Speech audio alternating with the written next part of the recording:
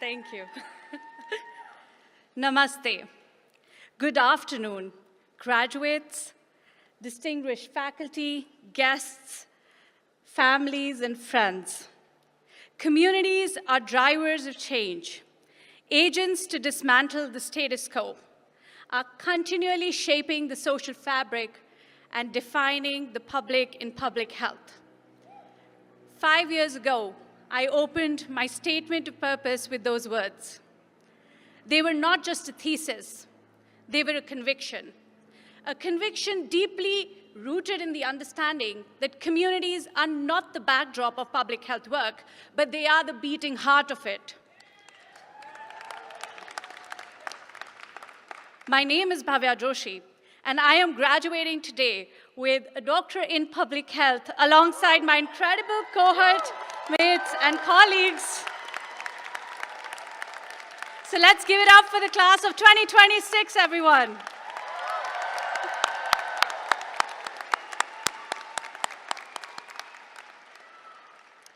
I was born and raised in Delhi, India, a city that has organized chaos and breathtaking energy all at once, where the scents of spices and curries drift through every street, where community is not a concept you study, it's the air you breathe. India, a country that gave the world yoga, Ayurveda, and turmeric long before wellness became an industry. And yet, it is also a country where patriarchal practices and gender inequities are deeply rooted. I was not exempt from this. Growing up, I encountered the same structural inequities and gender biases that I would later study in textbooks and measure in data. The quiet but persistent weight of a society that decides, long before you've spoken a word, how much space you're allowed to take up. As a young adult, I quickly understood that with these circumstances, one must be determined and focused on one's goals and dreams, else it could be a swift burial under the social and cultural weights.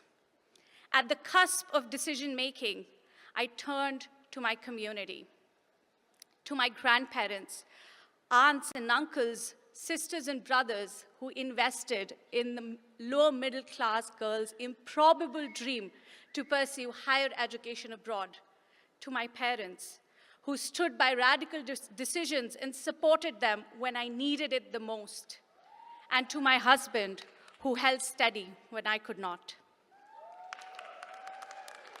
This degree belongs to all of us, especially to my mother, who made the quiet but revolutionary choice to refuse to pass on the very structures that once confined her and invested in her daughter's dreams. Happy birthday, Mom.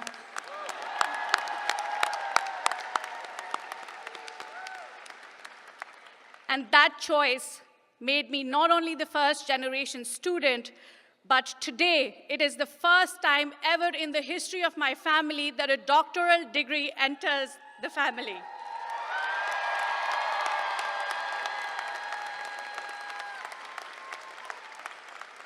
But my mother is not alone in that choice.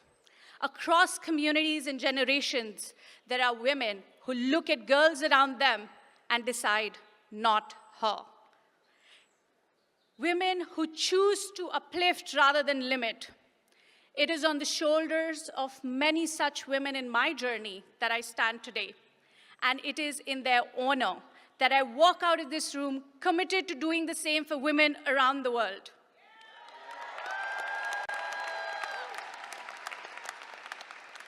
Which brings me to all of you. Every person in this room has a version of that story. Someone who refused to let the world's limitations become yours. Who held the door open or held you together when you needed it the most. So my first invitation to all of you is to lean in, lean on, and lean into your community. Take a moment to thank the people who made us and who got us here.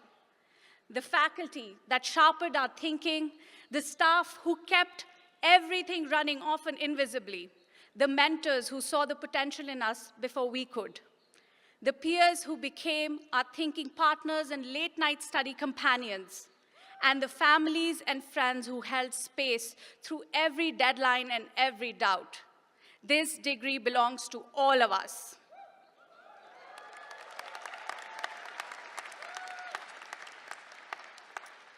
We are graduating in a world that feels more divided than ever, in a world that has learned to profit from othering.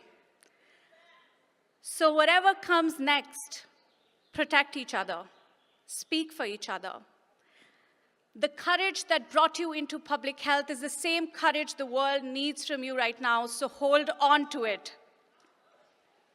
My second invitation is to not give up on public health, even when the systems around us might try to convince us otherwise. The past years have dealt serious blows to public health. The dismantling of USAID, the disruption of funding, the erasures of programs, colleagues who dedicated their careers to this work losing their jobs. It is painful. It is enraging, but it is also a call to action. Across the world, wars and conflicts are displacing millions, dismantling health systems, and creating the very conditions of vulnerability that public health exists to address. Gaza, Sudan, Myanmar, the list goes on. Conflict is one of the most significant determinants of health in the world today. But here's the good news. Our training, every methodological debate, every passionate discussion, every humbling moment of realizing how much more there is to learn was preparation for exactly this moment. We were never imposters. We are the people who said yes to the most difficult, most necessary work of this era. From cholera to smallpox, from HIV/AIDS to COVID-19, this field has a history of doing what seemed impossible because the alternative was unacceptable.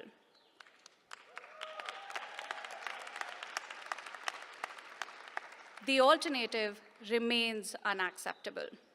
So I leave you with the words of Audre Lorde, a Black feminist poet and activist.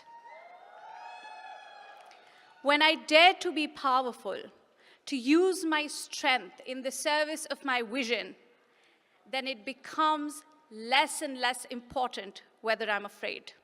Congratulations to the graduating class of 2026.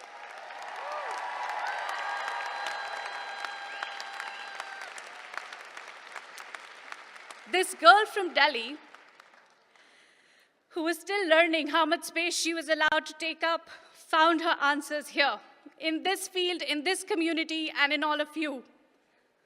Let us continue to find in each other and ourselves the courage, the compassion to keep public health not just relevant, but indispensable. Thank you so much. Fiat Lux and Go Bears.